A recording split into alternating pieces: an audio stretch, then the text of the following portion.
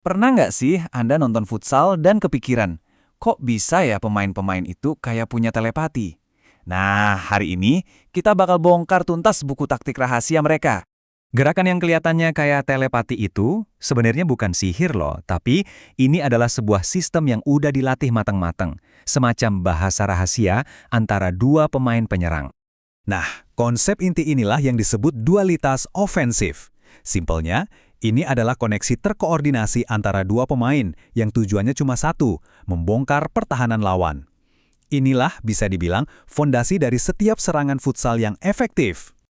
Oke, untuk bisa paham bahasa serangan ini, kita harus mulai dari dasarnya dulu, ibaratnya dari alfabetnya gitu.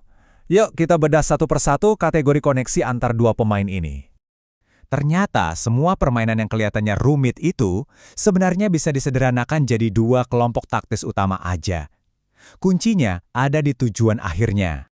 Jadi, setiap serangan itu punya dua pilihan arah. Pertama, gerakannya bisa menyamping untuk menciptakan ruang dan ngurangin tekanan dari lawan. Ini yang kita sebut superway. Atau yang kedua, gerakannya vertikal, lurus ke arah gawang buat cari peluang gol. Oke, pertama-tama kita bahas dulu permainan yang dirancang buat ngatasin masalah paling umum di futsal. Pemain bertahan yang nempel ketat. Gimana caranya biar bisa lepas dari tekanan kayak gitu? Gerakan yang paling simple dan langsung itu namanya block. Kalau Anda main basket, ini mirip banget sama screen atau pick. Jadi Anda oper bola ke teman, terus langsung gerak buat ngehalangin bek lawan secara fisik. Tujuannya, biar teman Anda punya ruang, punya waktu buat napas, dan mikir langkah selanjutnya. Nah, ada juga variasi yang lebih halus, namanya screen. Bedanya, Anda nggak ngeblok secara fisik, tapi Anda lari di antara teman yang lagi pegang bola sama bek lawan. Jadi tujuannya bukan buat ngademin backnya, tapi lebih buat bikin dia ragu dan bingung, walaupun cuma sesaat. Jadi, di sini nih perbedaan kuncinya. Blok itu soal fisik, menghentikan lawan. Titik. Kalau screen, itu lebih ke permainan pikiran, lebih psikologis. Tujuannya, menciptakan pengalih perhatian visual yang bisa memaksa back bikin kesalahan sepersekian detik. Tentu aja, nggak cuma itu. Ada gerakan-gerakan cerdas lainnya juga. Misalnya umpan pakai telapak kaki ke belakang atau back sole pass, itu bisa langsung melepaskan tekanan. Atau umpan 1-2 horizontal. Ini cara yang pinter banget buat jaga penguasaan bola sambil terus bergerak menyamping. Oke, sekarang kita naik level. Kita lihat gimana semua ini berkembang jadi permainan yang bisa nembus pertahanan lawan dan bikin kita lebih dekat ke gawang. Nah, disinilah serangan jadi benar-benar berbahaya. Serangan vertikal yang paling dasar itu namanya lari paralel. Gini caranya, Anda oper bola ke samping, terus langsung lari kenceng lurus ke depan, sejajar sama garis pinggir. Tujuannya jelas, pakai kecepatan buat lewatin back dan terima bola lagi di posisi yang lebih menguntungkan. Berikutnya, ada umpan backdoor. Wah, ini sih gerakan tipuan klasik. Caranya, pancing back buat gerak ke satu arah, tiba-tiba Anda lari motong ke belakangnya buat nyerang ruang kosong yang ditinggalin. Ini cara paling jitu buat ngehukum back yang mainnya terlalu agresif. Nah, dari sini, taktiknya jadi makin kompleks. Ada yang namanya umpan 1-2 vertikal atau gerakan melipat.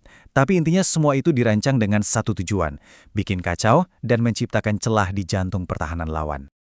Nah, ini dia, poin paling pentingnya.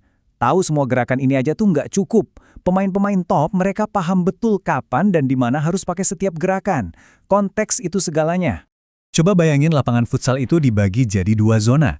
Ada zona kreasi yang lebih dekat ke pertahanan kita, sama zona penyelesaian yang dekat gawang lawan. Nah, kalau kita lakuin umpan 1-2 vertikal di zona kreasi, hasilnya mungkin cuma keunggulan jumlah pemain. Tapi, coba lakuin gerakan yang sama persis di zona penyelesaian. Hasilnya, bisa jadi langsung tembakan ke gawang. Belum lagi soal formasi. Formasi awal tim, entah itu 4-0-3-1 atau 2-2, itu ngaruh banget loh. Formasi ini yang nentuin ruang mana aja yang kebuka. Jadi, formasi juga yang nentuin gerakan mana yang paling mungkin dan paling efektif buat dipakai saat itu. Oke, sekarang kita udah punya semua kepingan puzzle-nya nih. Mari kita lihat gimana semua itu menyatu menjadi 3 tujuan taktis yang jelas dari setiap serangan. Jadi intinya, setiap dualitas ofensif itu ujung-ujungnya punya 3 tujuan. Nomor 1, lepas dari tekanan lawan. Nomor 2, buka jalur umpan buat maju ke depan. Dan yang paling penting, nomor 3, siapin peluang buat cetak gol. Nah, inilah inti dari semua ini. Serangan dalam futsal itu ibarat sebuah percakapan. Ini bukan cuma soal skill individu, tapi soal bahasa yang sama yang bikin dua pemain seolah-olah jadi satu pikiran. Dan dualitas-dualitas yang kita bahas tadi, itulah kosakata dari bahasa itu. Jadi, nanti kalau Anda nonton pertandingan futsal lagi, coba deh jangan cuma lihat bolanya. Coba cari koneksi antara dua pemain ini. Perhatiin deh kapan mereka ngeblok, kapan mereka nge-screen, lari paralel, atau umpan backdoor. Saya jamin Anda bakal lihat permainan futsal dengan cara yang benar-benar baru.